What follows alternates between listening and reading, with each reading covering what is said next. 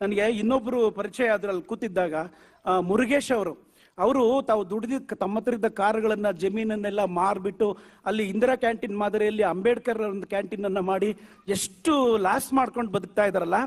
ನಾವೆಲ್ಲ ಅಲ್ಲಿಗೆ ಒಂದಿನಕ್ಕೆ ಹೋಗಿ ನಾವು 1000 ಜನ ಹೋಗ್ಬಿಟ್ಟು ಒಂದಿನ ಮುರುಗೇಶ್ ಅವ್ರ ಕ್ಯಾಂಟೀನ್ಗೆ ಹೋಗಿ ನಾವೆಲ್ಲರೂ ಅವ್ರ 10 ರೂಪಾಯಿ ಊಟ, ನಾವೆಲ್ಲರೂ 10 ರೂಪಾಯಿ ಕೊಟ್ಟು 1000 ಜನ ಊಟ ಮಾಡಿ ಆ ಮುಖಾಂತರ ಒಂದು ವಿಡಿಯೋ ಮಾಡಿ ಅದನ್ನ ಯೂಟ್ಯೂಬ್ಗೆ ಹಾಕಿ ಪ್ರಚಾರ ಮಾಡಬೇಕು.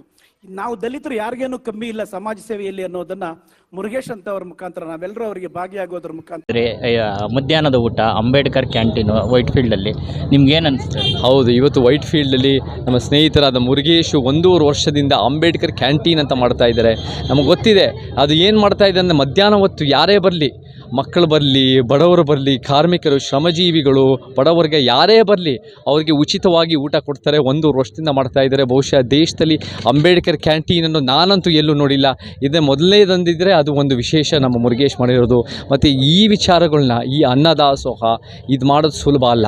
ಎಷ್ಟು ಹಣಕಾಸಿನ ಸಮಸ್ಯೆಗಳು ಬರ್ತವೆ, ಎಷ್ಟು ಒಂದು ರೀತಿ ಇದನ್ನು ಲಾಜಿಸ್ಟಿಕಲ್ ಪ್ಲ್ಯಾನಿಂಗ್ ಮಾಡಬೇಕು, ಎಷ್ಟು ಅದು ಒಳ್ಳೆ ಊಟ ಕೊಡೋದು ಅದು ಸುಲಭ ಅಲ್ಲ.